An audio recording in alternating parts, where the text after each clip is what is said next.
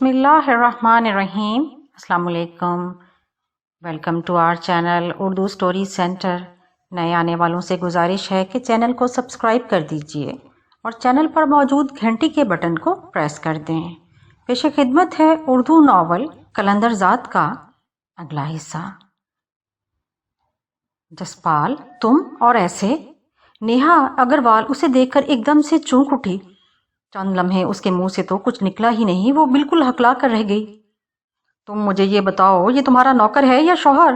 جسپال نے اسے ڈانٹتے ہوئے پوچھا۔ ہوا کیا ہے؟ نیہا نے حیرت سے پوچھا۔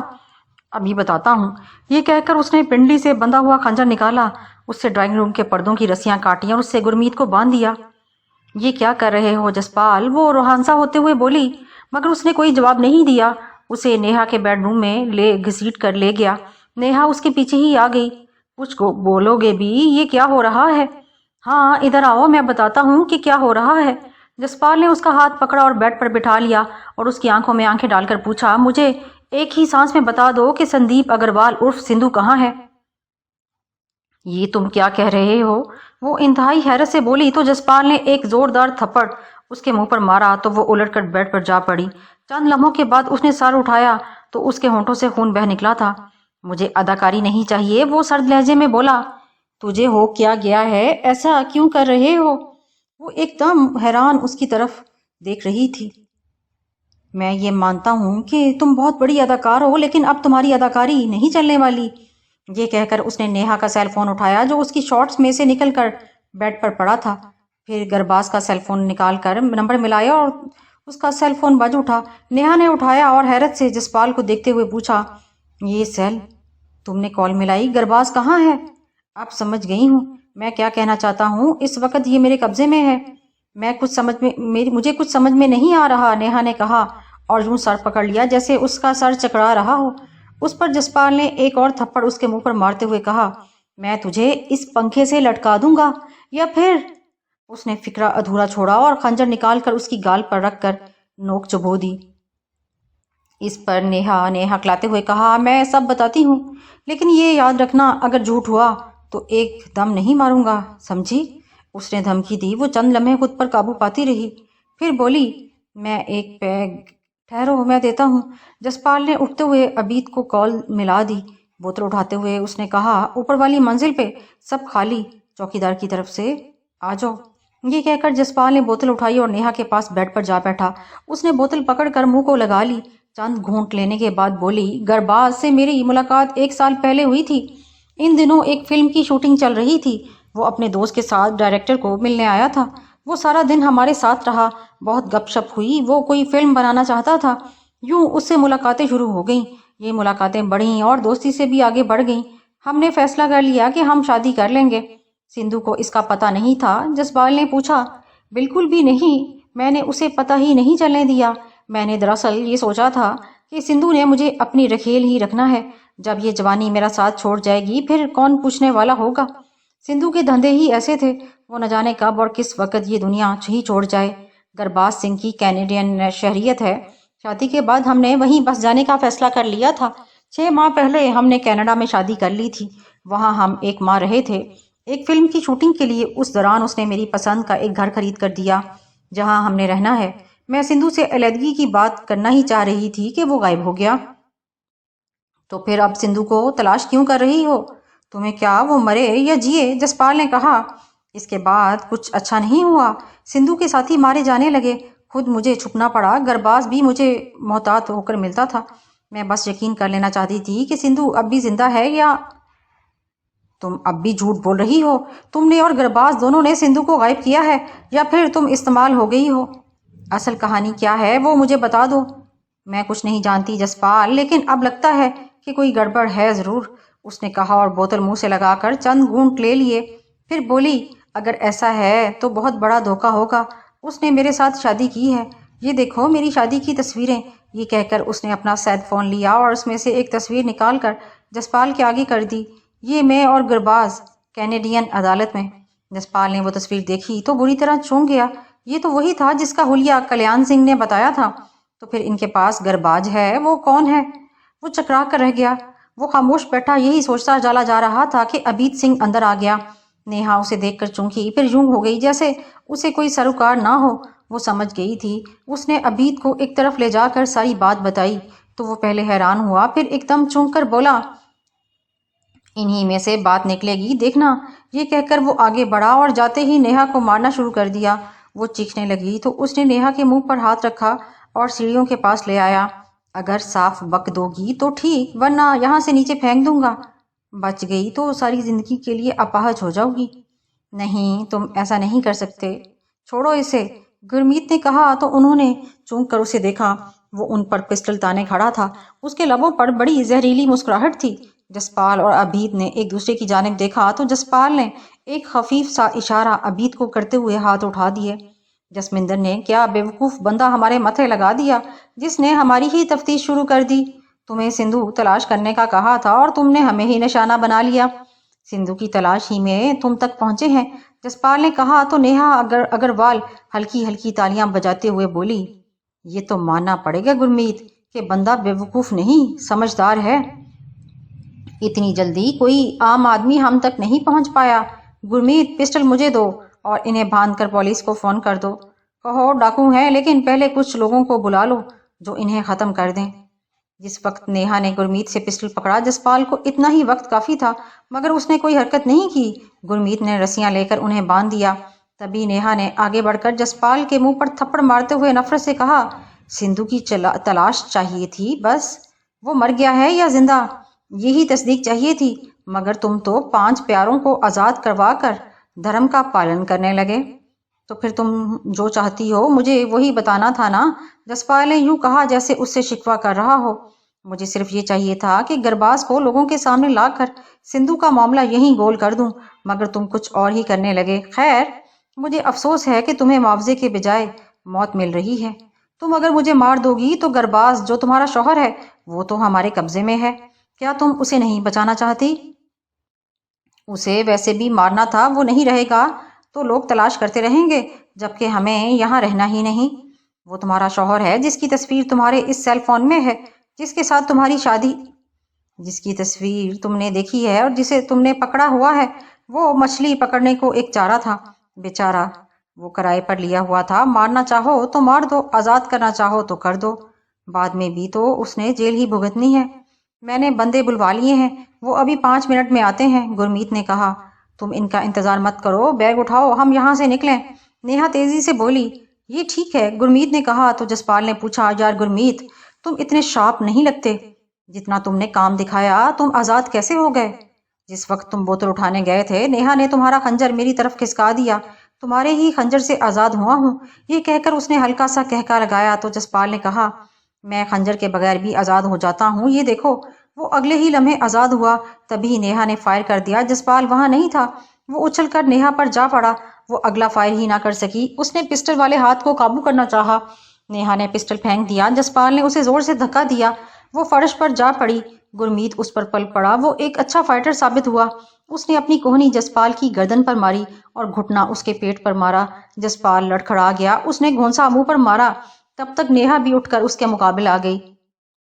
माहौल बहुत सख्त हो गया तो जसपाल ने ये खेल खत्म करने का फैसला कर लिया। मुमकिन है गुरमीत ने बंदे बुलवाए ही हों और वो आ जाएं। जसपाल उठा और उसने गुरमीत को पकड़ा। उसने जसपाल की गर्दन काबू करना ही चाहिए, मगर उसे देर हो गई। जसपाल ने सर उठाया और उसके ऊपर ले जाकर जोर से फर्श पर मारा। वो उठ ही नहीं सका। फिर उसने नेहा को पकड़ा और जोर से उसके सर पर मुक्का मारा। वो चकरा कर रह गई। जसपाल ने अबीद को खोला। फिर दोनों ने उसे डंडा डोली करके नीचे ले गए। उन्होंने बड़ी एहतियात से ड्राइंग रूम पार किया और पोर्च में खड़ी गाड़ी तक आ गए। इस बंगले में सुकून था। जहां उन्होंने गरबाज को रखा हुआ था, वहां तक जाते हुए रास्ते में नेहा को होश आ गया। हरपाल सिंह को उसके आने की खबर थी, इसलिए पोर्च में खड़ा था। जसपाल ने नेहा को उतारा और धक्का देकर आगे लगा लिया, यहाँ तक कि वो उसके कमरे तक जा पहुंचे। जैसे ही नेहा को की निगाह गरबाज पर पड़ी तो उसकी चीख निकल गई। वो शिद्दत हैरत से बोली, तुम गरबाज यहाँ इनके पास? फिर जैसे उसे होश आ गया, वो यूं हो गई थी जैसे उसकी चोरी पकड़ी गई हो। तभी जसपाल ने कहा, तुमने क्या समझा? मैंने उसे यहाँ रखा हुआ है जिसकी फोटो तुमने मुझे दिखाई। तुम उस गरबाज को महफूज समझकर मुझे धोखा दे रही थी। ये कहकर उसने अपना पिस्टल निकाला और गुस्से में कहा, जो सच है वो बक दो, वरना मैं क्या करूँगा तुम नहीं समझ सकती। बहुत प्यार हो गया तुम लोगों से। نیہا، میرے خیال میں قسمت نے ہمیں ہرا دیا ہے، یہ بات مان لینی چاہیے۔ باوجود ایک بڑا کھیل کھیلنے کے آخر یہ ہم تک پہنچ گئے، گرباز نے شکست خوردہ لہجے میں کہا۔ سچ کیا ہے؟ جسپال نے پاؤں کی ٹھوکر گرباز کے منہ پر ماری۔ اس کے ہونٹوں سے خون کی دھار بہہ نکلی، جسے وہ صاف کرتے ہوئے بولا، یہ سچ ہے کہ سندھو کو میں نے غائب کیا ہے اور وہ زندہ ہے۔ نہ وہ خود یہاں آ سکتا ہے اور نہ ہی تم اس تک پہنچ سکتے ہو۔ یہ بھی سچ ہے کہ میں نے اسے غائب کرنے کے لیے بہت بڑی گیم کی۔ کلیان اور ہرنیک وغیرہ کو وہ میں نے اپنا ایک ڈمی بنایا تھا۔ پکڑا جاتا وہ، اب وہ غائب ہو گیا ہے تو اسی کی تلاش ہوتی۔ میں نے 2 دن بعد یہاں سے چلے جانا تھا۔ سندھو کو غائب ہوئے 3 ہفتے ہو گئے، تم اب تک یہاں کیوں ہو؟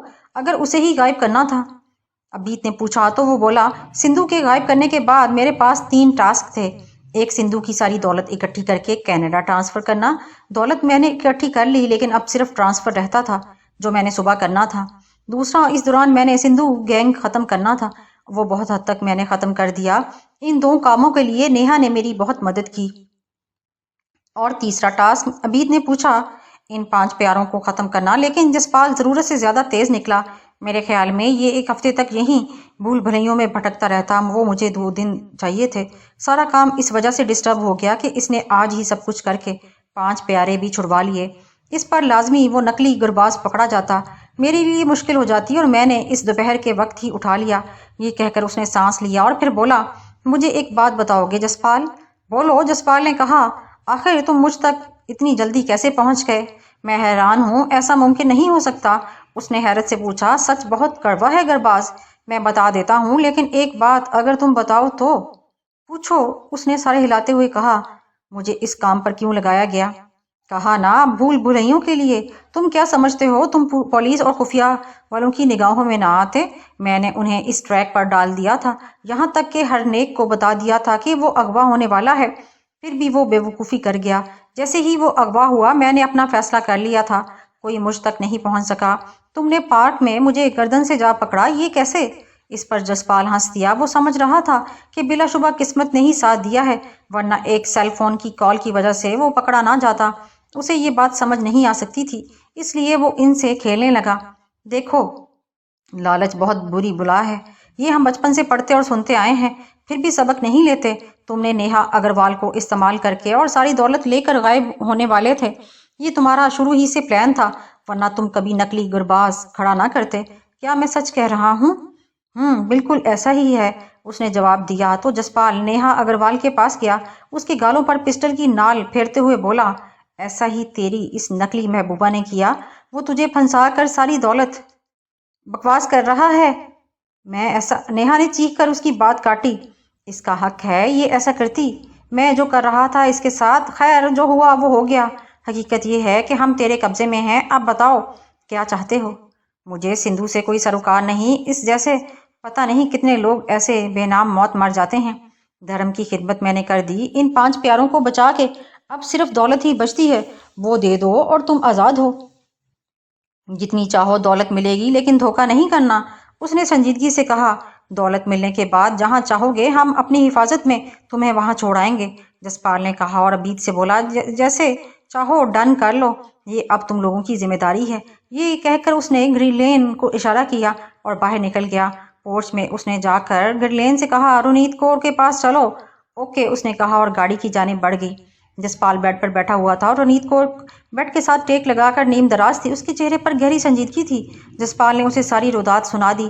جسپال، ایک طرح سے دیکھا جائے تو جو کام تیرے ذمہ تھا وہ ہو گیا، ہمیں جسپندر کو بتا دینا چاہیے، اور وہ بھی جو موجودہ صورتحال ہے۔ رونیت کور نے اسی سنجیدگی سے کہا، وہ تو ٹھیک ہے، لیکن مجھے سمجھنا یہ ہے کہ گرباز کا یہ کھیل کیسا تھا، کیوں کھیلا اس نے اتنا بڑا کھیل؟ کیا تم یہ سمجھ نہیں رہی کہ جس قدر یہ بڑا کھیل تھا اسی قدر اس کے پیچھے کوئی بڑا مفاد ہو سکتا ہے؟ گریٹ گیم کا یہ حصہ ہے۔ جسپال کوئی شاطر کہیں بیٹھا یہ کھیل کھیل رہا ہوگا، اس نے مہرے ادھر ادھر کیے، اور یہ حقیقت ہے کہ ہم بھی اس کھیل میں مہروں سے زیادہ کوئی حیثیت نہیں رکھتے۔ میرا تو خیال ہے جسمندر بھی اس کھیل میں مہرہ بن کر استعمال ہو گیا ہے۔ ہمارے ہاتھ کیا آیا؟ فقط سندھو کی وہ دولت جو گرباز لے کر جا رہا تھا، وہ بھی ہمیں ملی نہیں۔ رونیت کور بڑے درد سے بولی، دیکھو، دولت ایک بڑی حقیقت ہے، کسی بھی تحریک کے لیے وسائل کی ضرورت ہوتی ہے، اور وسائل دولت سے حاصل ہوتے ہیں۔ دوسری بات تم بھول رہی ہو، ہم نے ان 5 پیاروں کو بھی تو بچا لیا ہے، वाह, गुरु ने हमसे ये सेवा ले ली, ये थोड़ी बात है।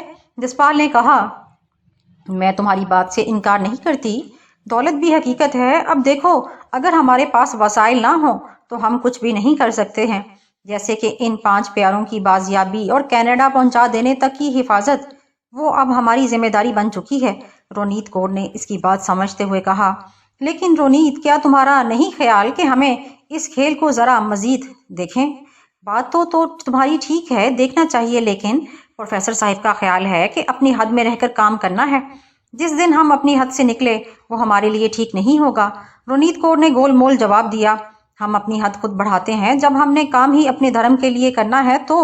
उसने कहा तो रोनीत कौर ने प्यार से उसके गाल पर हाथ फेरा और भीगे हुए लहजे में बोली, तुम बहुत थक चुके हो, तुम अभी सुकून करो, फ्रेश हो जाओगे तो बातें करेंगे, इस पर भी सोच लेंगे, आओ लेट जाओ, रोनीत कौर ने कहा और जहाजी साइज के बेड के एक तरफ हो गई। जसपाल ने उसकी तरफ देखा और फिर लेट गया। उसे नींद आते हुए ज्यादा वक्त नहीं लगा। मैंने जैसे ही दरख्तों का झुंड पार किया, मेरे सामने एक बहुत बड़े पाट वाला दरिया था। इस दरिया के ऊपर से एक पुल था जो देखने में बड़ा नाजुक लग रहा था। मैं जैसे ही उस पुल पर आया तो दरिया की सतह देखकर शशतर रह गया। पुल के एक तरफ बड़ा साफ और शफाफ पानी आ रहा था, लेकिन जैसे ही पुल के नीचे से दूसरी तरफ निगाह पड़ती, वहां का मंजर ही कुछ दूसरा था। दरिया का पानी 2 हिस्सों में तकसीम था। दाएं जानिब साफ सुथरा नीलगो पानी, उसमें फूल खुशबू उठ रही थी। उसे देखकर फरत का एहसास होता। इधर किनारे पर रंग बिरंगे फूल खिले हुए थे, दरख्त थे, परिंदे थे, हरियाली थी जो निगाहों को भली लग रही थी। इसके साथ ही गदला, स्याही माल और सड़ा मारता हुआ ताफन ज़दा पानी बह रहा था। ऐसा लग रहा था जैसे मैं इसमें पीली पीली पीप और सुर्ख रंग का खून बह रहा हो। उसके किनारे सड़े हुए गोश्त के लोथड़े, आधे अधूरे खाए हुए इंसानी बदन, ढांचे और हड्डियां पड़ी हुई थीं। इसके साथ ही गिद्ध बैठे इन्हें बबोड़ रहे थे। ऐसा दरिया मैंने पहले कभी नहीं देखा था। दोनों पानी बाहम बह रहे थे, एक दूसरे में मिल नहीं रहे थे। मैं ये सोच ही रहा था कि एकदम से आवाज आई, क्यों हैरत ज़दा हो इस दरिया को देखकर? मैंने तेजी से कहा, गौर से देखो, ये दरियाए शहवत है। जो पीछे का पानी है वो समझो इंसान की वो उम्र होती है जब वो मासूम होता है, लेकिन जैसे ही वो बालिग होने के पल से गुजर जाता है तो शहवत के 2 ही रास्ते हैं जिसका तुम मुशाहिदा कर रहे हो। एक वो जो फितरी रास्ता है, इसमें सुकून और इत्मीनान है। गौर से देखो, अगली नस्ल को फितरत में भी खुश आमदीद कह रहे हैं, वही जिंदगी है, जबकि दूसरी तरफ मौत का पुरहोल सन्नाटा है। ये शहवत का गैर फितरी बहाव है जिसका इंजाम तुम किनारों पर देख सकते हो, जहां सिर्फ मौत है। ये फितरी और गैर फितरी शहवत के बहाव। मैंने उलझते हुए पूछा, ये शहवत इस कदर कुव्वत है कि इसी को ना सिर्फ काबू करने की बड़ी ज़रूरत है बल्कि पाकीज़ा रखना इससे भी बड़ी ज़रूरत। ये तख्लीक का मंबा है। सुनो, अगर आज औरत या मर्द में से किसी एक की तख्लीकी कुव्वत सलब हो जाए तो इस ज़मीन पर ज़िंदगी कब तक रहेगी? ज़्यादा से ज़्यादा 150 साल या इससे भी ज़रा ज़्यादा। गैर फितरी बहाव तख्लीकी कुव्वत को ज़ाया कर देने के मुतरादिफ है।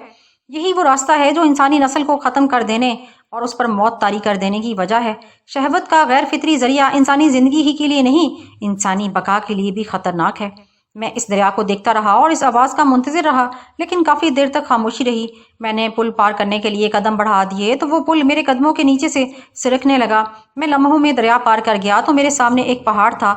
मैं पहाड़ पर चढ़ने लगा, यहाँ तक कि मैं उसकी चोटी पर चढ़ गया। दूसरी जानब मेरे लिए एक और हैरत थी। ताहद्दे निगाह लोग ही लोग थे, सभी शोर कर रहे थे, एक दूसरे की जानिब कोई नहीं देख रहा था, जैसे कान पड़ी आवाज़ नहीं सुनाई दे रही। इनकी निगाह ज़मीन पर थी। इससे भी आगे खाने पीने की चीज़ों का ज़ख़ीरा वो लोगों से बहुत बुलंद था। कोई भी और नहीं देख रहा था, या तो लोग इस ज़ख़ीरे में से खाने पीने की चीज़ें निकाल कर खा रहे थे या एक दूसरे से छीन कर खा रहे थे।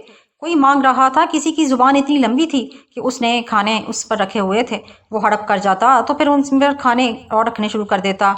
मैं उनकी तरफ देख रहा था और हैरान हो रहा था। ये वादी जूफ है, जिसे तुम पेट की वादी भी कह सकते हो। ये कैसी वादी है? यहाँ लोग हलकान क्यों हो रहे हैं? मैंने हैरत से पूछा। असल में ये कम ज़र्फ लोग हैं, वो देख ही नहीं रहे कि रिस्क का इतना बड़ा ज़ख़ीरा है। उसकी तरफ तो देखें, वो तो अपने नफ्स की तरफ देख रहे हैं। रिस्क की कमी नहीं, इनकी नीयत में कमी है, इसलिए एक दूसरे से छीन रहे हैं। और वो देखो, ऐसे भी हैं, अपने हिस्से से वाफर और अपना भी दूसरों को दे रहे हैं। वो लोग देखो, वो लोग कितने मुतमईन हैं। हाँ, मैं देख रहा हूँ, जो जितना ज़्यादा ज़ख़ीरा कर रहे हैं उनके पास से उतना ज़्यादा ताफ़ुन उठ रहा है। वादी जोफ के लोग सिर्फ पेट से सोचते हैं। जो जितना पेट से सोचता है उतना ही ज़्यादा ताफ़ुन फैलाता है। اور وہ تعفن اس کی ذات تک محدود نہیں رہتا بلکہ اس سے دوسرے بھی اثر انداز ہوتے ہیں۔ کیا اب بھی مجھے اس وادی کو پار کرنا ہوگا؟ نہیں، تجھے پیٹ تک کا مشاہدہ کروا دیا گیا ہے، آگے تو سوچ تجھے کیا کرنا ہے۔ تو جس منزل کا راہی ہے وہ منزل ابھی دور ہے، تجھے ابھی سفر میں رہنا ہے یہاں تک کہ تیری منزل آ جائے۔ میں ان لفظوں پر غور کر رہا تھا کہ ایک دم سے اندھیرا چھا گیا۔ مجھے لگا جیسے میں نیند سے جاگا ہوں یا پھر بے ہوشی کے عالم سے ہوش میں آیا ہوں۔ میں ویسے ہی جال میں پھنسا ہوا تھا، تیز ہوا پھڑپھڑا رہی تھی اور میں نہ جانے کس منزل کی جانب جا رہا تھا۔ کچھ دیر بعد مجھے لگا میں نیچے کی طرف جا رہا ہوں۔ اس کے ساتھ ہی ہیلی کاپٹر کی سرچ لائٹ روشن ہو گئی۔ میں نے نیچے دیکھا، وہاں درخت ہی درخت تھے اور میں جال سمیت تیزی سے نیچے جا رہا تھا۔ دوپہر کے بعد جسپال کی آنکھ کھلی تو رونیت کور نے اس سے کہا، تیار ہو جا، پروفیسر صاحب کے پاس جانا ہے، وہاں پر سینئر ساتھی آ رہے ہیں۔ ٹھیک ہے، یہ کہہ کر وہ بیڈ سے اٹھ گیا۔ کچھ دیر بعد وہ پروفیسر کے گھر تھے جہاں 3 سکھ جوان اور ایک عورت بیٹھی ہوئی تھی۔ ان کے درمیان گہری سنجیدگی تھی۔ وہ بھی جا کر بیٹھ گئے تو پروفیسر نے ان کا تعارف کراتے ہوئے کہا، یہی وہ لوگ ہیں جن کے ساتھ میں کسی بھی اہم مسئلے پر مشورہ لیتا ہوں۔ پھر ان کی طرف دیکھ کر بولا، یہ ہے وہ نوجوان جس نے گرباز جیسے بندے کو ایک ہی رات میں پکڑ لیا۔ واہ بھئی واہ، میرے خیال میں جس طرح اس نے اپنا سیٹ اپ بنایا تھا اسے پکڑنا بہت مشکل تھا، اس نے نکل جانا تھا، ایک نے کہا تو پروفیسر صاحب بولا، وہ تو جو ہونا ہے وہ ہو گیا، ہرپال، ابیت اور گلین کی ذمہ داری ہے کہ وہ اب انہیں سنبھالیں گے، 1-2 دن میں اس کا سب ہو جائے گا، اصل معاملہ یہی کہ اب کیا کرنا ہے۔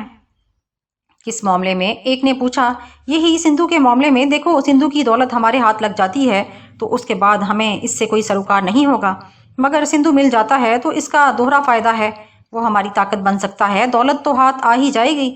تیسری بات، یہ جو 5 پیاروں کی واپسی ہے، اس سے خالصتان تحریک اور اس کے ساتھ جڑے ہوئے جو لوگ بھی ہیں، ان میں ہماری ساکھ بن چکی ہے۔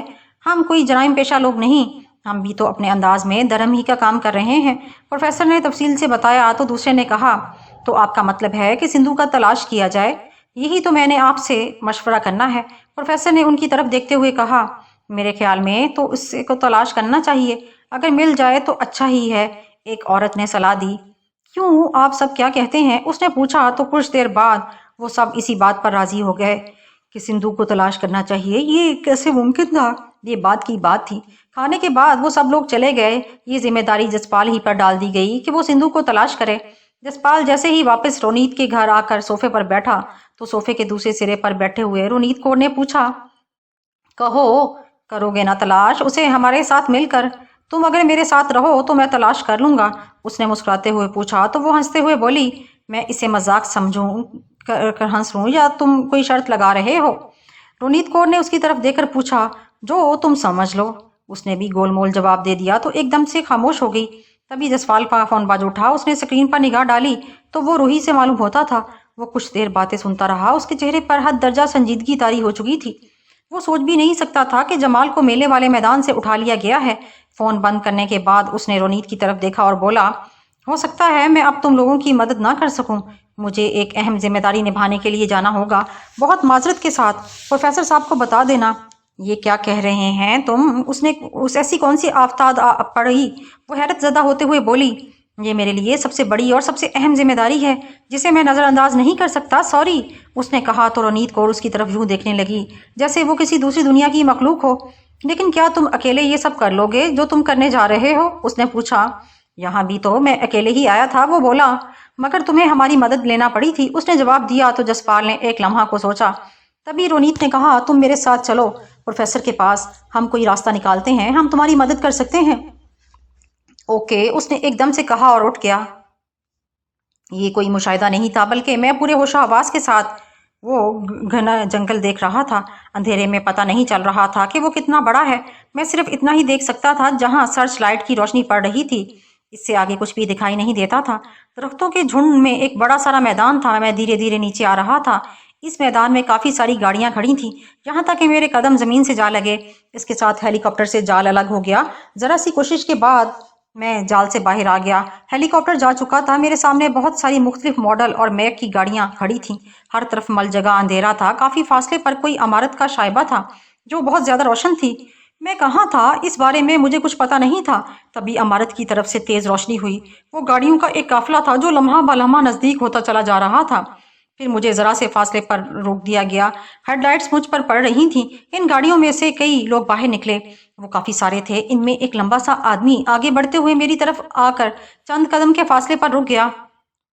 इस जजीरे पर खुश आमदेद। मैं मानता हूँ कि तुम्हें यहाँ लाने का तरीका कुछ ठीक नहीं था, मगर इसके सिवा कोई और रास्ता भी नहीं था। इसके लिए हम माजरत ख्वाह हैं। ये कौन सा जजीरा है और तुम कौन हो? मैंने उससे पूछा।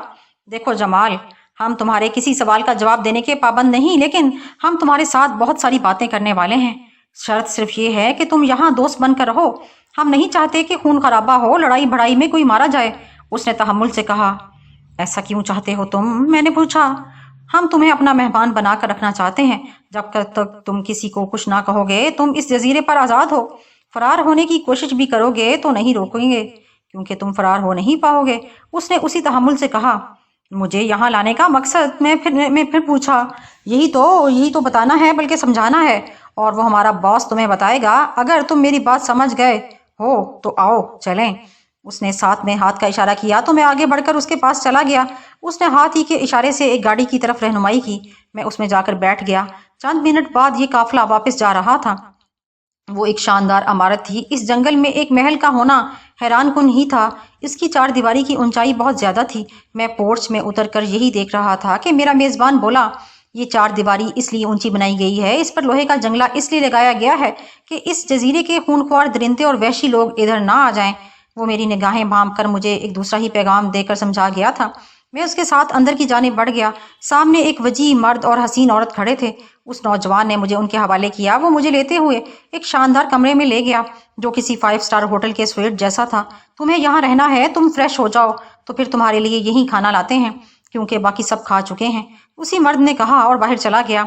इस जानिब बाथरूम है, जाओ, मैं तुम्हारे लिए कपड़े निकालती हूँ, उस औरत ने लचक कर कहा और एक जानिब चले गई। मुझे समझ नहीं आ रही थी कि मैं यहाँ कैदी हूँ या मेहमान। रात गए मेरे सो जाने तक उन्होंने मेरे साथ मेहमानों वाला सलूक ही रखा। मैं सो जाने के लिए बेड पर दराज हुआ तो मेले वाले दिन से लेकर यहाँ आ जाने तक जो मुशाहिदा करवाया गया था, मैं उस पर गौर करने लगा।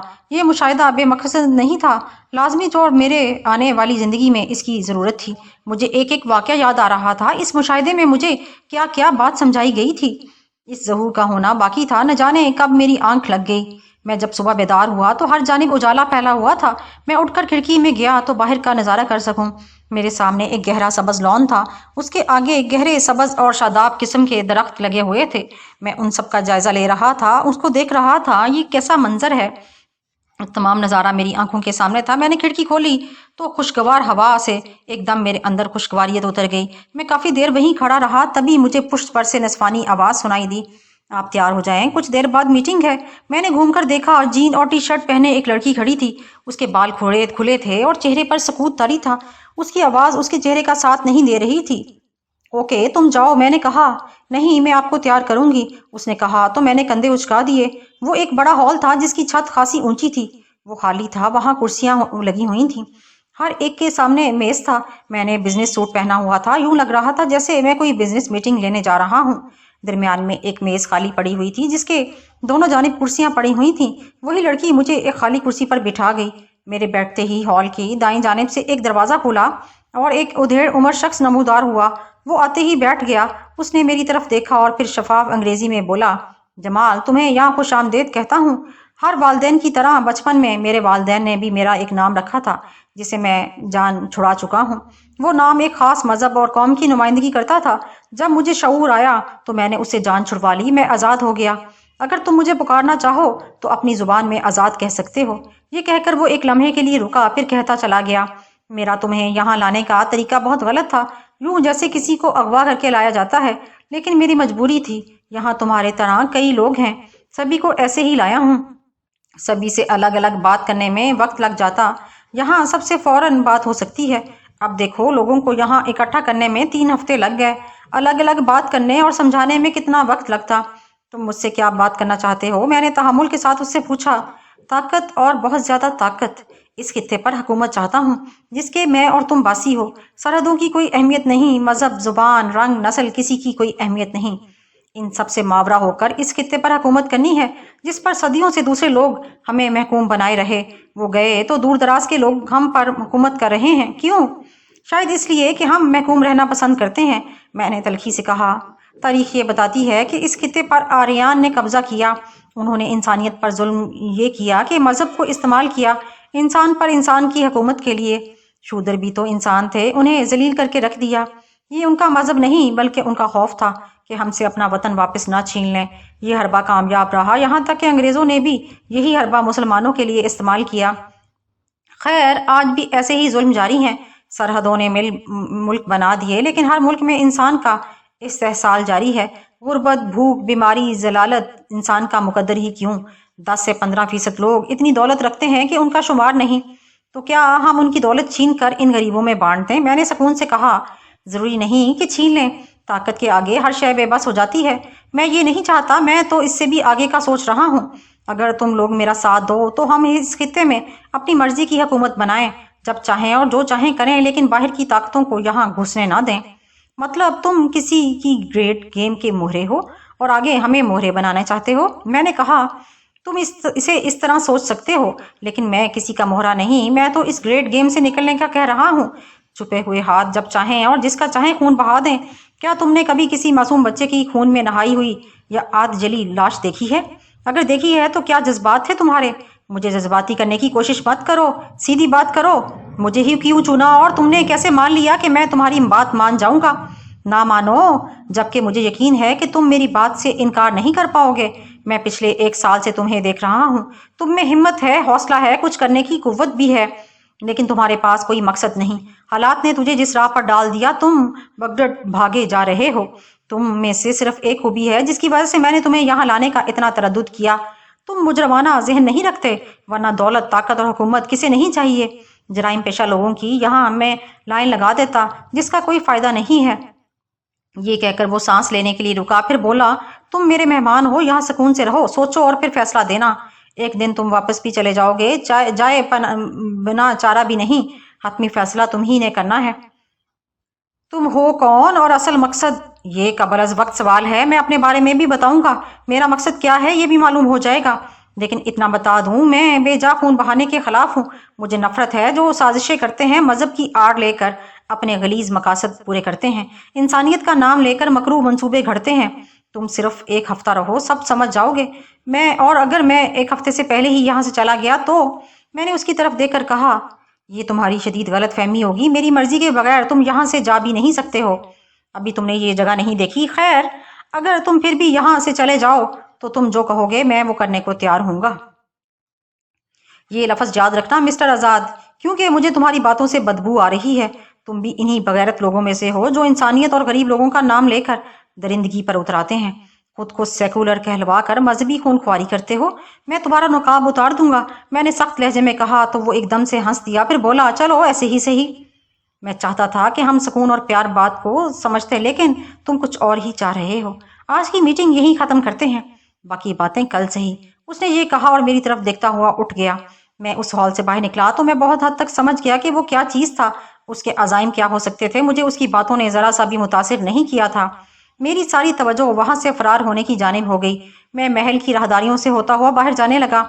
मैं बाहर आ गया। मेरे सामने एक लंबा रास्ता था जिसके दोनों तरफ सब्ज लॉन थे। बैरूनी गेट पर कोई चौकीदार या सिक्योरिटी वाला नहीं था। मुझे थोड़ी सी हैरत तो हुई, लेकिन सिक्योरिटी गार्ड के नाम पर कोई बंदा नहीं था। इसके साथ ही ये ख्याल आया कि इसने कोई जदीद किस्म का सिक्योरिटी सिस्टम बनाया होगा, जिसे बहरहाल समझना ज़रूरी था। मैं सीढ़ियाँ उतरता चला गया। मैंने जैसे ही गेट की तरफ जाने वाले रास्ते की तरफ कदम बढ़ाए, एकदम से जोरदार कहकों की आवाज़ सुनाई दी। मैंने उस जानिब देखा तो चंद मर्द और 3 औरतें बैठे हुए थे। वो सभी मेरी जानिब देख रहे थे। एक मर्द ने हाथ हिलाकर मुझे अपनी तरफ बुलाया। मैं एक लम्हा सोचे बगैर उनकी तरफ बढ़ गया। मैं उनके पास गया और एक खाली कुर्सी पर बैठ गया। तभी वही मर्द बोला, ये तो हमें मालूम हो ही गया कि तुम यहाँ पर नए हो। तुम्हारे अंदाज से लगता है कि तुम मिस्टर आज़ाद से मीटिंग भी कर आए हो और अब तुम यहाँ से भाग जाने की सोच भी रहे होगे। तुम्हारी सारी बातें दुरुस्त हैं। मैंने एतराफ़ कर लिया तो सारे हंस दिए। ये तो ठीक है, फौरन मान गया। एक औरत ने कहा, क्या हम पूछ सकते हैं कि तुम कौन हो और कहाँ से उठाकर लाए गए हो? मर्द ने पूछा तो मैंने अपने बारे में बता दिया। इसका मतलब है तुम पंजाबी समझ सकते हो। एक नौजवान ने कहा, हाँ, क्या तुम भी पंजाबी हो? मैंने उसकी तरफ देखकर पूछा। हाँ, मैं भी हूँ, उसने धीमे से बताया। और तुम लोग? मैंने सबकी तरफ देखकर कहा तो पहली वाली औरत बोली, ہماری تفصیل ذرا لمبی ہے، بتا دیں گے، لیکن اتنا بتا دیں کہ ہم بھی تمہاری طرح یہاں مہمان ہیں۔ یہ کہہ کر اس نے زوردار کہکا لگا دیا۔ تم باہر کی طرف اس لیے جا رہے تھے کہ یہاں سے فرار ہو سکو؟ پہلے والے مرد نے پوچھا، پھر فوراً ہی بولا، اور یہ بات یقینی ہے کہ تمہارے پاس کوئی ہتھیار بھی نہیں ہوگا؟ تم ٹھیک کہہ رہے ہو، میں نے صاف کہہ دیا۔ تو پھر سن لو، تم یہاں سے باہر نہیں جا سکتے۔ میرے خیال میں تجھے یہ بھی معلوم نہیں ہوگا کہ تم اس وقت ہو کہاں پر۔ میں جہاں بھی ہوں تو اسی زمین پر نا، میں نے مسکراتے ہوئے کہا۔ زمین پر؟ اس نے طنزیہ انداز میں کہا، پھر یوں بولا جیسے وہ مجھے اس دنیا کا احمق ترین آدمی سمجھ رہا ہو۔ اگر یہاں سے نکلنا اتنا آسان ہوتا تو ہم سب یہاں سے کب کے جا چکے ہوتے۔ کوئی یہاں 4 ہفتوں سے پھنسا ہوا ہے، کوئی 2 اور کوئی 3، اور تم آج رات ہی آئے ہو۔ یہاں کے بارے کچھ پتہ ہے کہ نہیں؟ تم کیوں نہیں نکل سکے یہاں سے؟ میں نے تحمل سے پوچھا۔ جس جگہ ہم ہیں یہ ایک جزیرہ ہے، اس کے چاروں طرف سمندر ہے۔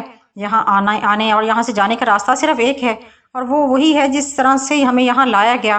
اس جزیرے پر گھنا جنگل ہے جس میں ہر طرح کا خونخوار جانور موجود ہے، یہاں سے لے کر ساحل تک۔ اگر ان جانوروں سے کوئی بچ بھی جائے تو ان وحشیوں سے کوئی نہیں بچ سکتا جو جہاں رہتے ہیں۔ ان وحشیوں کے ہاتھوں تمہاری طرح کا ایک سر پھرا ہلاک ہو چکا ہے، وہ اسے کھا گئے، اور اگر تم بھی ان کا نوالا بننا چاہتے ہو تو جاؤ، اور اگر بچ گئے تو آ کر ہم سے ہمارے بارے پوچھ لینا، ہم تمہیں اپنا تعارف کرا دیں گے۔ اسی عورت نے کہکا لگاتے ہوئے کہا۔ میں نے ان سب کی طرف دیکھا اور اٹھ کھڑا ہوا۔ وہ مجھے یوں دیکھنے لگے جیسے میں پاگل ہوں یا دنیا کا احمق ترین انسان ہوں۔ ٹھہرو، میں بھی تمہارے ساتھ چلتا ہوں۔ وہی پنجابی نوجوان اٹھ گیا۔ واہ، اچھا لگا مجھے۔ کیا نام ہے تمہارا؟ میں نے خوش ہوتے ہوئے پوچھا۔ مجھے سندیپ اگروال کہتے ہیں۔ تم مجھے سندھو بھی کہہ سکتے ہو، اس نے مسکراتے ہوئے کہا اور میری جانب قدم بڑھا دیے۔ میں نے سب پر نگاہ ڈالی اور باہر کی جانب چل دیے۔ میں اور سندھو باہر جانے والے مرکزی گیٹ کی جانب بڑھتے چلے گئے، یہاں تک کہ ہم گیٹ سے باہر آ گئے۔ وہاں آ کر میں نے طویل سانس لی اور چاروں طرف دیکھا۔ محل نما اس عمارت کے آگے کافی دور تک میدان تھا، کافی فاصلے پر گھنا جنگل دکھائی دے رہا تھا۔ یوں لگ رہا تھا جیسے ہر طرف سے اس محل نما عمارت کو جنگل نے گھیرا ہوا ہے۔ میں جائزہ لے رہا تھا کہ سندھو نے میرے کندھے پر ہاتھ رکھتے ہوئے پوچھا، تمہیں یقین ہے کہ تم اس گھنے جنگل سے گزر کر ساحل تک پہنچ جاؤ گے؟ تم میرے ساتھ کیوں آ گئے ہو؟ میں نے اس کا جواب دینے کے بجائے سوال کر دیا۔ میرا دل کہتا ہے کہ میں تم پر بھروسہ کر لوں، حالانکہ میں تمہارا نام تک نہیں جانتا۔ اس نے خوشگوار لہجے میں کہا۔ تو میں نے مسکراتے ہوئے کہا، تو پھر تم اپنا بھروسہ قائم رکھو، ہم نہ صرف ساحل تک جائیں گے بلکہ ساحل سے بھی آگے جائیں گے۔ باقی رہی نام کی بات تو مجھے جمال کہتے ہیں۔ مطلب مسلمان ہو اور پاکستانی؟ اس نے سر ہلاتے ہوئے یوں کہا جیسے وہ بہت کچھ سمجھ گیا ہو۔ چلیں پھر، میں نے پوچھا تو اس نے اس بات میں سر ہلاتے ہوئے کہا، قدم بڑھا دیے۔ اسے میں سمجھاتا بھی تو میری بات اس کی سمجھ میں نہیں آنے والی تھی، کیونکہ میں نے اپنا مقصد دیکھ کر سمجھا تھا۔ میں نے سمجھ لیا تھا کہ اب مجھے کیا کرنا ہے۔ میرے مقصد کا تعین ہو گیا تھا، اب میری زندگی میری نہیں رہی تھی۔ میں مشاہدہ کر چکا تھا، وہ لوگ جو موت سے بھاگتے ہیں موت ان کے تعاقب میں رہتی ہے، اور جو لوگ موت کا تعاقب کرنے لگیں زندگی خود اس کی حفاظت کرنا شروع کر دیتی ہے۔ ایسا انہی لوگوں کا مقدر ہوتا ہے جو اعلیٰ مقصد کے پر چلتے ہیں، پھر کائنات کے تمام ذرائع اس کے مددگار بن جاتے ہیں۔ یہ کوئی نئی یا انوکھی بات نہیں، تاریخ کے ابراق ایسی بے شمار مثالوں سے بھرے پڑے ہیں۔ زندگی وجود کے ساتھ ختم نہیں ہوتی، اس کا تعلق اعمال کے ساتھ ہے۔ کچھ ہی دیر بعد ہم گھنے جنگل میں داخل ہو چکے تھے۔ ہمارے پاس ہتھیار نام کی کوئی شے نہیں تھی۔ جس طرح صحرا کی اپنی مخصوص آواز ہوتی ہے، اسی طرح جنگل کی بھی اپنی ایک آواز ہوتی ہے۔ فرق صرف یہ ہوتا ہے کہ جنگل میں پرندے بولتے ہیں، ہوا کی سرسراہٹ سے آواز بدل جاتی ہے۔ مختلف پرندوں کی مختلف بولیاں سما باندھ دیتی ہیں۔ اگر خوف خود پر مسلط کر لیا جائے تو یہی آوازیں قدم قدم پر ڈرا دینے کا باعث بن جاتی ہیں۔ یہی حال ہمارے معاشرے کا ہے۔ کوئی بھی مقصد لے کر چلو، وہ مقصد کتنا ہی اعلیٰ اور پاکیزہ کیوں نہ ہو، ابتدائے سفر ہی سے مختلف بولیاں سنائی دینے لگ جائیں گی، مثبت منفی بولیاں، جن میں اگر بندہ الجھ گیا تو مقصد کی راہ کھوٹی ہو جاتی ہے۔ اور وہ لوگ جو اپنی مقصد پر نگاہ رکھتے ہیں، بلندیاں تو سنتے ہیں لیکن ان پر توجہ نہیں دیتے، وہی اکثر کامیاب ٹھہرتے ہیں۔ خوف انسانی صلاحیتوں کو نگل لیتا ہے۔ دشمن اسی ہتھیار سے ختم کرنے کی ابتدا کرتا ہے، لیکن اگر بندے کے پاس اعلیٰ مقصد ہو تو دشمن کا پیدا کیا ہوا یہی خوف ایک ہتھیار بن جاتا ہے۔ دشمن سمجھتا ہے کہ ڈر گیا، اس وقت وہ پوری طرح اپنی خباثت ظاہر کرتا ہے، یہاں تک کہ منافقین بھی پوری طرح ننگے ہو جاتے ہیں۔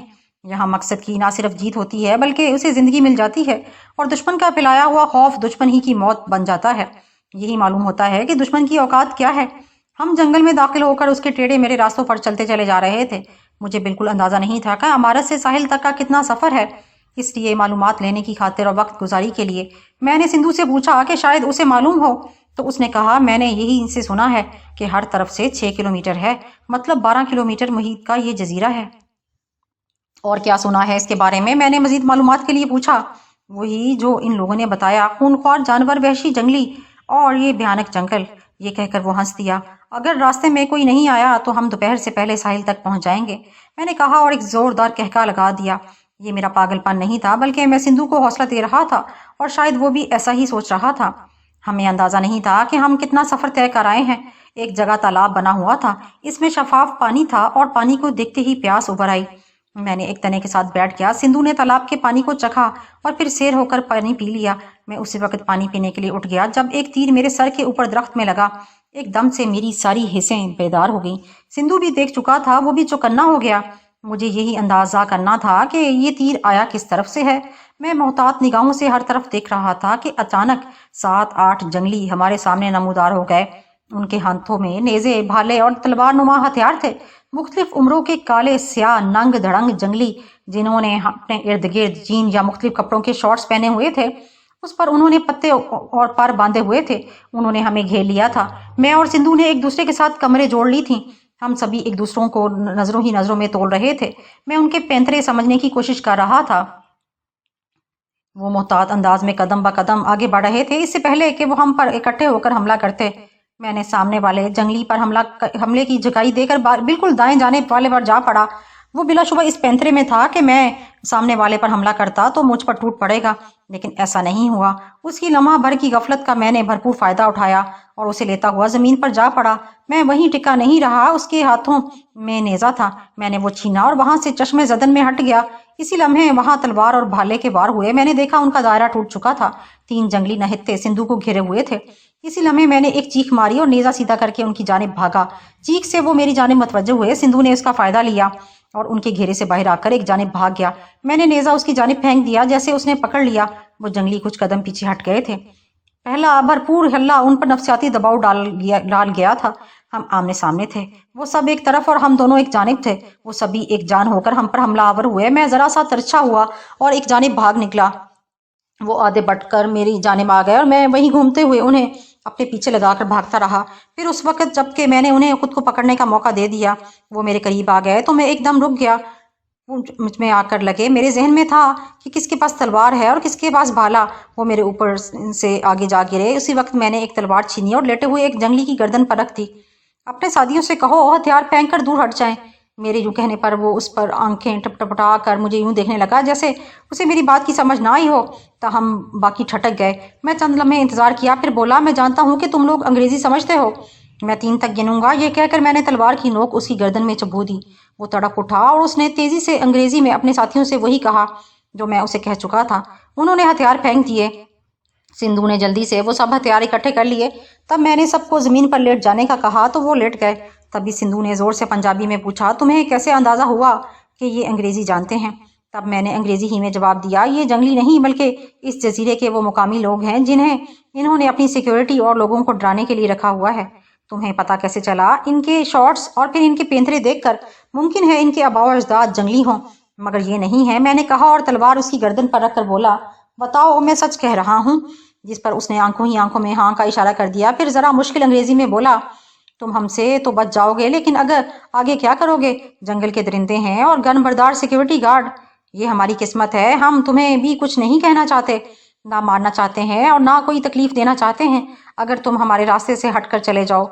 मैंने लहजे में हमदर्दी भरते हुए कहा, हम चले जाते हैं। उसने कहा तो मैंने फौरन तलवार उसकी गर्दन से हटा ली। वो उठ खड़ा हुआ और उसके साथी बाकी भी उठ गए। वो एक साथ होकर खड़े हुए और हमारे आगे झुके। इसी लम्हे उन्होंने हम पर छलांगे लगा दी। मैं अपने बारे कह सकता हूँ कि मैं गैर मुहतात था। सिंधु कुछ ज्यादा था। वो हम पर टूट पड़े, 4 मेरी तरफ और 3 सिंधु की जानिब। उन्होंने हमें मुक्कों और किकों पर रख लिया। तलवार मेरे हाथ से छूट गई। मैं मार खाते हुए यही कोशिश कर रहा था कि किसी तरह मुझे मौका मिल जाए। एक के मुक्के से मेरी गाल की जिल्द फट गई, जिससे लहू बहने लगा। उनकी रफ्तार जरा सी ढीली हुई तो मैंने एक ही गर्दन पर हाथ डाल दिया। हल्की सी आवाज आई। वो तड़पने लगा। मैंने उसे छोड़ा तो वो जमीन पर गिरकर तड़पने लगा। उसकी गर्दन की हड्डी टूट चुकी थी। बाकी तो मुझे मार ही रहे थे। मैंने उसकी गर्दन को काबू किया, उसकी गर्दन की हड्डी तोड़कर उसे फेंक दिया। बाकी 2 मुझे हैरत से देखने लगे। यही लम्हा मुझे चाहिए था। मैंने अपना घुटना एक की टांगों के दरमियान मारा और वो दोहरा हो गया तो उसकी गर्दन मेरे हाथ में थी। अगले चंद लम्हों में वो भी ज़मीन पर था। ये देखकर चौथा भाग उठा। बाकी तीनों सिंधु को बेदर्दी से मार रहे थे। वो लहूलुहान हो रहा था। मैंने तलवार उठाई और उनकी तरफ भागा। मैंने जाते ही एक ही कमर में तलवार घुसा दी। उसकी लर्ज़ाखेज़ चीख फ़ज़ा में फैल गई। बाकी दोनों रुक गए। वो हैरत से मुझे देख रहे थे। मैंने उन्हें मौका नहीं दिया। एक के चरका लगा तो वो बुलबुला उठा। तब तक सिंधु भी सीधा हो गया। उसने तलवार मुझसे पकड़ी तो एक भाग निकला, मगर सिंधु ने उसे जाने नहीं दिया। उसने भागते हुए उस जंगली को पकड़ा और तलवार उसके पेट में घुसो दी और साथ ही उसकी एक तरफ भयानक चीख निकली और वो हमारी जानिब देखने लगा। काफ़ी दूर जाने के बाद हम एक ऐसे दरख्त के नीचे रुक गए जिसकी शाखें ज़मीन से लग रही थीं। मुझे मेरा ज़ख्म तकलीफ़ दे रहा था। इस वक्त मुझे शिद्दत से एहसास हो रहा हुआ कि मुझे इन जड़ी बूटियों के बारे में मालूम होना चाहिए जो ज़ख्मों को फ़ौरन आराम दे देती हैं। मैंने इस ख्याल बारे सिंधु से कहा तो वो कराहते हुए बोला, भाई जी, मैं कई बार ऐसे मरहलों से गुजर चुका हूँ, मैं जानता हूँ, लेकिन अभी मुझे वो बूटी दिखाई नहीं दी। चलो फिर चलते हैं, मैंने उठते हुए कहा तो उसने निगाहों ही निगाहों में सुस्ताने का कहते हुए बोला, बहुत मारा जालिमों ने। मुझे तो अब भी यही मालूम है कि हर लम्हा दुश्मन से खबरदार रहो। अब भी वो हर आने वाली रुकावट जो हमारा रास्ता रोकेगी वही हमारी दुश्मन है। हालात और नौयत के साथ दुश्मन भी बदल जाता है, मैंने कहा तो वो सर हिलाने लगा जैसे वो मेरी बात से इत्फाक कर रहा हो। हम वहाँ कुछ देर बैठे बातें करते रहे। मुतवक्के दुश्मन से कैसे निपटना है ये हमने तय कर लिया था। जसपाल सिंह और रोनीत कौर के सामने गरबाज सिंह कुर्सी पर बैठा हुआ था। इन तीनों के दरमियान खामोशी थी। गरबाज सिंह पर तशद्दुद के वाज़े निशानात मौजूद थे। जसपाल ने उसकी हालत देखी और फिर ठहरे हुए लहजे में बोला, गरबाज, अगर तुम चाहो तो हम तुम्हारे साथ एक डील कर सकते हैं। हकीकत यह है कि मैं तुम लोगों का कैदी हूँ। मेरी पोजीशन ही नहीं है कि मैं तुम लोगों से डील कर सकूँ। वैसे अगर तुम कोई बात मनवाना चाहते हो तो बोलो। उसने धीमे से लहजे में बेबसी से कहा, देखो, मेरी बात समझने की कोशिश करना। हमें सिर्फ सिंधु से मतलब है। वो मिल जाए तो इसके एवज तुमने जो सिंधु की दौलत इकट्ठी की है वो हम तुम्हें दे देंगे और अपनी हिफाजत में तुझे कनाडा रवाना कर देंगे। जसपाल ने तहमुल से कहा, मैं फिर वही कहूँगा कि वो यहाँ नहीं, वो एक ऐसी जगह पर है जहाँ वो किसी की कैद में है और वो उसके साथ क्या करना चाहता है मैं नहीं जानता। मैं उसे अपनी मर्जी से यहाँ नहीं ला सकता। गरबाज ने एहतजाजन कहा, तो फिर तुम हमें उसका पता बता दो, हम उसे खुद ले आएंगे। तुझे तब तक हमारे पास रहना होगा। रोनीत ने उसकी आंखों में देखते हुए कहा, वो इस वक्त भारत में नहीं, वो एक ऐसी जगह पर है जहाँ जाने के फकत दो रास्ते हैं, एक फजाई, दूसरा समंदर में से। उसने कहा तो जसपाल ने चौंक कर उसकी तरफ देखा और खुद पर काबू पाते हुए पूछा, फजाई मतलब और समंदर मतलब? फजाई मतलब वहां पर कोई एयरपोर्ट नहीं और एक जजीरा है, हेलीकॉप्टर से जाया जा सकता है, या फिर समंदर से उसके साहिल तक आगे बहुत दुश्वार गुजार रास्ता है। और गरबाज ने कहना चाहा, मतलब सिंधु को हेलीकॉप्टर के साथ उठाया और जजीरे पर ले गए। क्या तुम उसकी लोकेशन बता सकते हो? जसपाल ने तेजी से पूछा। अगर तुम कहते हो तो बता देता हूँ, तब तक मुझे यहाँ रहना होगा। क्यों ना मैं इन लोगों से बात कर लूँ अगर कोई सूरत हाल निकल आए। गरबाज ने सोचते हुए कहा, ठीक है, करो राब्ता। जसपाल ने कहा और उसका फ़ोन मेज़ पर रख दिया। जिसे देखते ही उसकी आंखों में चमक आ गई। उसने तेज़ी से नंबर तलाश किए और फिर पुश करके राब्ते का इंतज़ार करने लगा। जसपाल ने फ़ोन पकड़कर उसका स्पीकर ऑन कर दिया और उसे मेज़ पर रख दिया, जिससे आवाज़ उभरी, हाँ गरबाज, तुम कनाडा के लिए निकले नहीं? शायद अब मैं ना जा सकूं, मैं पकड़ा गया हूँ। उसने अफसुर्दगी से कहा, व्हाट नॉनसेंस, ये कैसे मुमकिन है? इतना फुल प्रूफ प्लान और तुम पकड़े गए? वो कोई आसमानी मखलूक है? दूसरी तरफ से कहा गया, लगता तो ऐसे ही है कि जैसे वो आसमानी मखलूक है। मुझे उन्होंने पकड़ लिया। गरबाज ने कहा, क्या कहते हैं वो? दूसरी तरफ से तहम्मुल भरे लहजे में पूछा गया, यही कि सिंधु को छोड़ दिया जाए, इसके एवज वो मुझे। गरबाज ने कहना चाहा मगर उसकी बात पूरी ना हुई तो के फोन से आवाज उभरी, ये तुम ड्रामा करके हमारे साथ कोई गेम तो नहीं कर रहे? बहुत अफसोस है बॉस, मुझ पर तुम्हें एतमाद ही नहीं। गरबाज ने दबे दबे गुस्से में कहा, बात एतमाद की नहीं, हकाइक की है। हकीकत यह है कि सिंधु इस वक्त जजीरे से बाहर निकलने की कोशिश में है। वो एक सर फिरे पाकिस्तानी के साथ मौत के मुंह में जा रहा है। हम उसका कुछ नहीं कर सकते। अब चाहे वो जजीरे से निकल भी गया तो हम उसे मार देंगे। फोन से कहा गया, और ये लोग मुझे मार देंगे। वो बोला, मर जाओ और इन्हें अगर हमारा रास्ता दिखाया तो हम इनके साथ तुझे मार देंगे। दूसरी तरफ से सफाकाना लहजे में कहा गया। उसके साथ ही फ़ोन बंद हो गया। जसपाल ने वो फ़ोन उठाया और कोई बात किए बिना वहाँ से उठ गया। उसने बाहर निकलते ही किसी नामालूम जजीरे पर मौजूद किसी बॉस का नंबर रूही वालों को दे दिया ताकि उसकी लोकेशन बारे मालूम हो सके। अब क्या ख्याल है जसपाल? रोनीत ने पूछा। ख्याल क्या, हम उसकी लोकेशन देखकर इस जजीरे पर जा रहे हैं। जसपाल ने हतमी लहजे में कहा, लोकेशन का तो गरबाज को नहीं मालूम। वो बोली, पता करते हैं ना। जसपाल ने कहा ही था कि उसके हाथ में पकड़ा हुआ फ़ोन बज उठा। स्क्रीन पर कोई नंबर नहीं था। उसने कॉल रिसीव की तो दूसरी तरफ से उसी बॉस की तंज़िया आवाज़ उभरी, मेरी खोज से कुछ हासिल नहीं होगा। میں اگر جزیرے میں بیٹھا ہوں نا تو اسے اپنا مضبوط قلعہ بنا کر اب میں سمجھ گیا ہوں کہ گرباز کو تم لوگوں نے کیسے ٹریس کیا ہوگا۔ عقل مندی اسی میں ہے کہ خاموشی سے سندھو کو بھول جاؤ۔ کیوں چھوڑ دیں سندھو کا خیال اور کیوں بھول جائیں ہم اسے؟ جسپال نے کہا، پہلے اس کے بچ جانے کی امید تھی، میں اسے بہت بڑی آزادی دینے والا تھا، لیکن وہ احمق نکلا، اس نے اپنی موت خود چن لی ہے، وہ اب مر جائے گا۔ کیا تم یہ سمجھتے ہو کہ ہم تم تک نہیں پہنچ پائیں گے؟ جسپال نے غصے میں کہا، آؤ 100 دفعہ آؤ، مجھ تک پہنچو اگر ہمت ہے تو، لیکن میری کھوج تم لوگوں کو بہت مہنگی پڑے گی۔ میں صرف ایک دفعہ سمجھاتا ہوں، دوسری بار صرف موت ملتی ہے۔ اس کے ساتھ ہی فون بند ہو گیا۔ جسپال اور رونیت ایک دوسرے کا منہ دیکھنے لگے۔ میں اور سندھو ایک گھنے درخت کے نیچے بیٹھے ہوئے تھے۔ سندھو کچھ جنگلی بیر لے کر آیا تھا، وہ ہم کھا رہے تھے۔ دراصل وہ بوٹی تلاش کرنے گیا تھا جس سے زخموں کو آرام ملتا، اس کے ساتھ وہ بیر بھی لے آیا۔ اس بوٹی سے ہمیں کافی افاقہ ہوا تھا اور ہم اچھا محسوس کر رہے تھے۔ بھائی جی دیکھنا شام تک اس بوٹی کا کمال، زخم یوں سل جائے گا جیسے تھا ہی نہیں۔ ہاں یار، میں نے درد اور جلن میں کافی آرام محسوس کیا، میں نے اسے بتایا۔ کہا نا شام تک درد کیا زخم بھی ختم۔ یہ کہہ کر وہ مجھے اپنے بارے بتانے لگا کہ اس نے یہ کیسے سیکھا تھا۔ وہ کہہ چکا تو پوچھا، یار یہ 6 کلومیٹر کہیں بہت زیادہ نہیں ہو گئے؟ پتہ نہیں ہم نے ساحل کی طرف کتنا سفر کیا ہے، اس طرف بڑے بھی ہیں یا کہیں گھوم رہے ہیں، میں نے ہنستے ہوئے کہا۔ میرے خیال میں ہمیں رات ہونے سے پہلے ساحل تک پہنچ جانا چاہیے، اس نے اپنی رائے دی، اور میرا خیال ہے کہ ہم سفر ہی رات کو کر سکیں گے، میں نے کہا تو وہ تیزی سے بولا، یہ کیا بات ہوئی؟ اس جنگل میں ہمیں تلاش کیا جائے گا، بلکہ کیا جا رہا ہوگا۔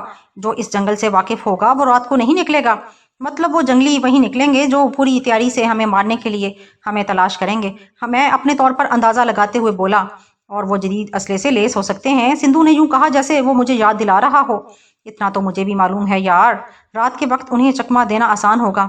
میں نے اسے سمجھایا تو اس نے انکار میں سر ہلاتے ہوئے کہا، میرا خیال ہے ہمیں چلنا چاہیے۔ یہ کہتے ہوئے وہ اٹھ گیا۔ ناچار مجھے بھی اس کے ساتھ چلنا پڑا۔ ہم پھر سے ایک خاص سمت کا تعین کر کے چلنے لگے، کیونکہ اس جنگل میں کوئی واضح راستہ تو تھا نہیں۔ جنگلیوں سے چھینا ہوا بھالا اور تلوار ہمارے پاس تھی۔ گھنے درختوں میں سے سورج کا اندازہ کیا تو لگا کہ دوپہر ڈھل رہی ہے۔ ہم دونوں جنگل میں سے آتی آوازوں پر کان دھرے محتاط ہو کر آگے پیچھے چلتے چلے جا رہے تھے۔ ہم نے تھوڑا فاصلہ طے کیا تھا کہ اچانک ہمیں ایسی سرسراہٹ محسوس ہوئی جس میں غراہٹ ملی ہوئی تھی۔ ہم دونوں ایک دم سے رک گئے۔ اگر ہم محتاط نہ ہوتے تو ہم اس شیر کی جھلک نہ دیکھ سکتے جو ہم سے ذرا فاصلے پر شست باندھے ہوئے تھا۔ میں نے دھیمے سے لہجے میں کہا، سندھو ڈرنا نہیں، شیر طاقتور ہونے کے ساتھ ساتھ احمق بھی ہوتا ہے، اسے اپنی طاقت کا غرور ہوتا ہے، اسے طریقے سے قابو کرنا ہے۔ کیسے؟ اس نے سرسراتے ہوئے پوچھا۔ الگ الگ ہو کر توجہ بانٹ دو اس کی، میں نے تیزی سے کہا اور دائیں جانب سڑکنے لگا۔ ٹھیک ہے، اس نے کہا اور دوسری طرف بڑھا۔ اس دوران شیر پوری طرح ہمارے سامنے آ گیا، میرے ہاتھ میں تلوار تھی۔ شیر ہمیں یوں دیکھنے لگا جیسے کوئی اجنبی مخلوق اسے دکھائی دی گئی ہو۔ وہ ہمیں دیکھ کر غصے میں غرانے لگا۔ مجھے اندازہ ہو گیا تھا کہ وہ کیا کرنے والا ہے۔ اچانک وہ چاروں پنجے مارتے ہوئے ایک دم سے اٹھا، اس نے مجھے پر چھلانگ ماری۔ میں پوری طرح محتاط تھا، اس لیے ایک طرف ہو گیا۔ وہ سامنے جا گرا۔ اس سے پہلے کہ وہ پلٹتا میں نے پوری قوت سے تلوار اسی گردن پر مارنا چاہی، لیکن وار ذرا سا اونچا پڑا اور اس کے سر پر لگی۔ وہ چنگاڑا اور تڑپ کر پلٹا، اس کے زخم آ گیا۔ جیسے ہی شیر کی توجہ میری جانب ہوئی، سندھو نے بھالا اس کی کمر میں اتار دیا اور اس کی جانب پلٹا تو میں نے تلوار کا وار کر دیا۔ یہاں اس کی توجہ بٹ گئی، اسے سمجھ نہیں آ رہی تھی کہ وہ کس پر وار کرے۔ وہ شدید زخمی ہو چکا تھا، شاید اسے ہماری پلاننگ سمجھ آ گئی تھی۔ اس نے اپنا رخ میری جانب کر لیا۔ وہ پوری قوت سے اٹھا، مجھ پر چھلانگ لگائی۔ لاشعوری طور پر میں نے اپنے بچاؤ کے لیے تلوار آگے کر دی جو اس کے سینے میں پوری اتر گئی۔ میں تلوار واپس نہ کھینچ سکا۔ وہ ایک طرف زمین پر جا گرا، میں دوسری جانب۔ اس دوران سندھو غافل نہیں تھا، اس نے بھالا اس کی آنکھ میں اتار دیا۔ وہ چنگاڑے مارنے لگا۔ کچھ ہی دیر بعد وہ زمین پر ڈھیر ہو چکا تھا، شاید وہ مر گیا تھا یا بے ہوش تھا۔ ہم اسے ویسے ہی چھوڑ کر آگے بڑھنے لگے۔ تبھی مجھے خیال آیا کہ ایک تلوار ہی تو میرے پاس ہتھیار ہے، میں نے اسے نکالنا چاہا۔ تھوڑی سی کوشش کے بعد وہ تلوار میں نے نکال لی۔ ہم آگے بڑھ گئے۔ میں سوچ بھی نہیں سکتا تھا کہ ہم نے شیر کو مار لیا۔ میں اکیلا ہوتا تو اس کے ہتھے چڑھ چکا ہوتا۔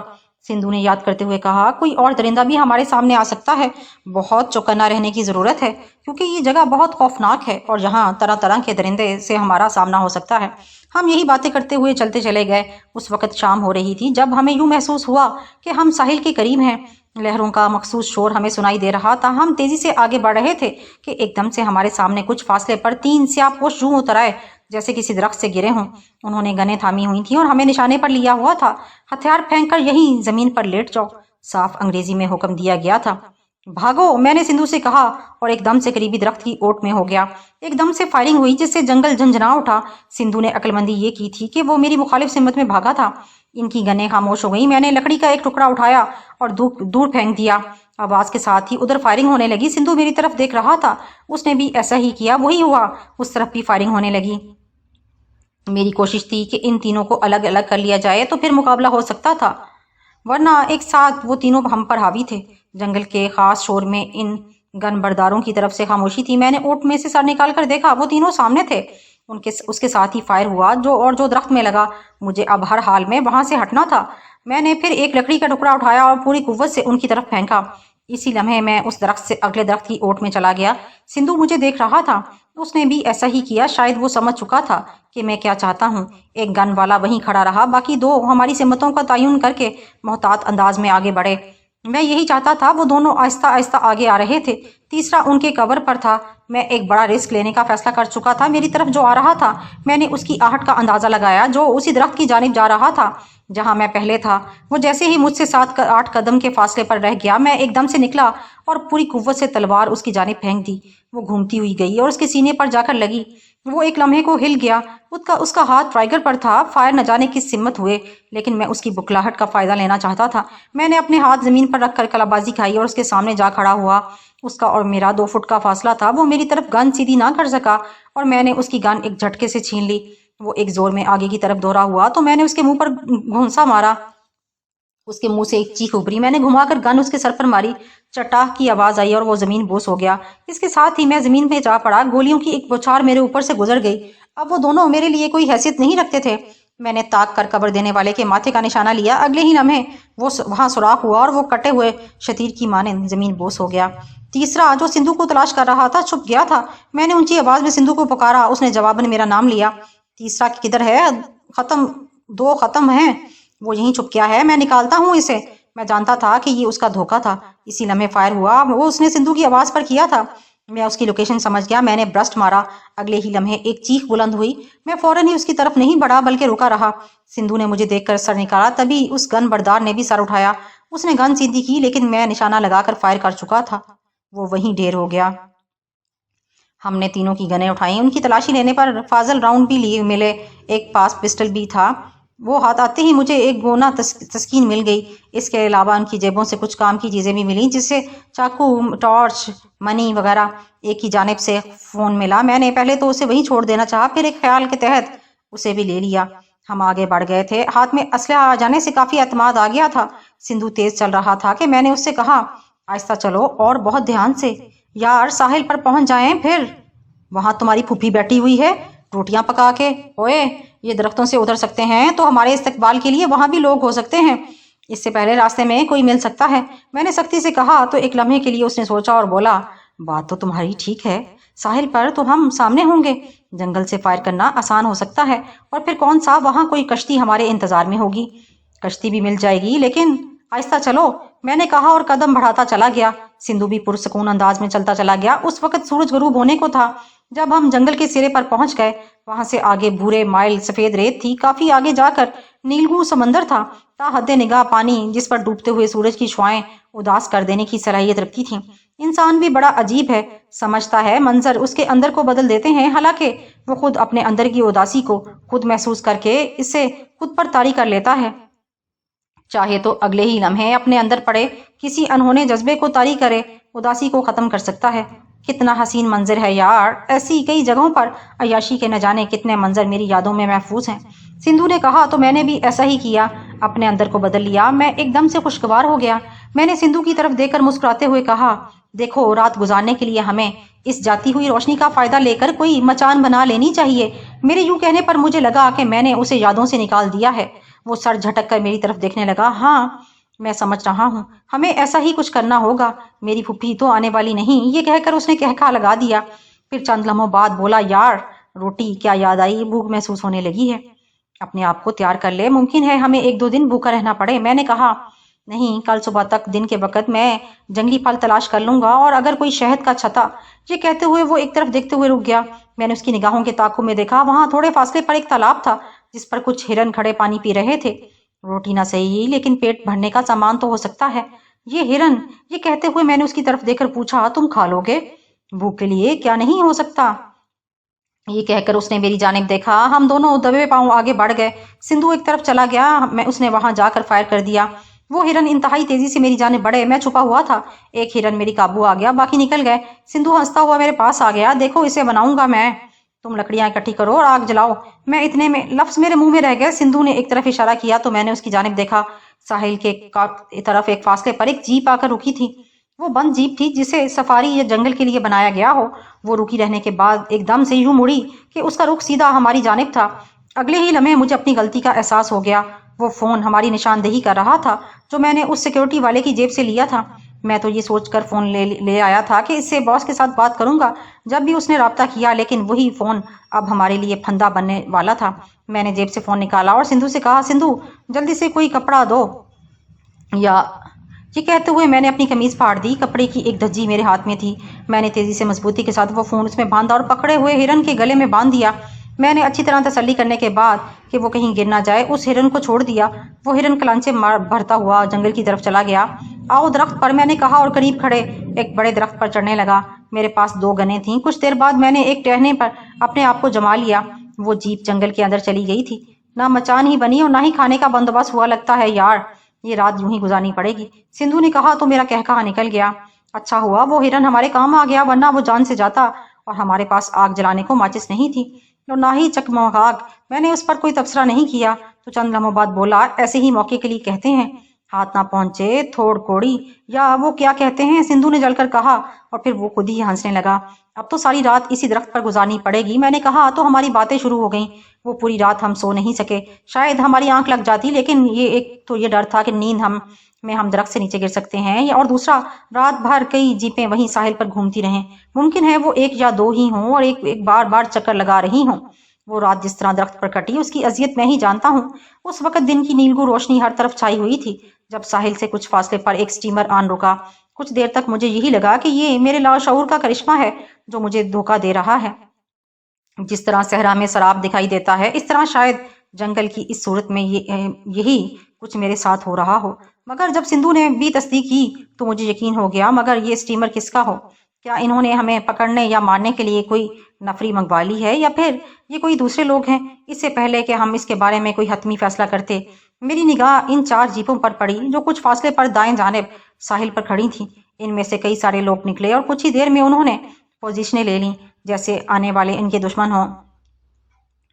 صورتحال کافی دلچسپ ہو گئی تھی۔ آنے والے نہ جانے کون تھے، اور ان کا سامنا کرنے والے یقیناً باس کے لوگ تھے جو کل سے اس ساحل پر گھوم رہے تھے۔ اب دیکھنا یہ تھا کہ وہ دشمن ہیں یا دوست۔ ہمیں اس صورتحال میں کیا کرنا ہوگا، اور اس کے لیے ہمیں ابھی رکنا تھا۔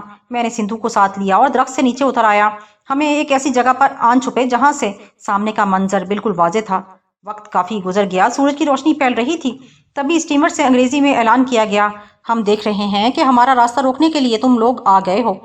تم لوگوں سے کوئی دشمنی نہیں، ہم جنگل میں بالکل داخل نہیں ہوں گے۔ اگر تم لوگ ہمارے 2 آدمی سندھو اور جمال واپس کر دو، ہم واپس چلے جائیں گے، ہمیں اس کے علاوہ کوئی غرض نہیں۔ ہم دونوں ہی اپنا نام سن کر اچھل پڑے۔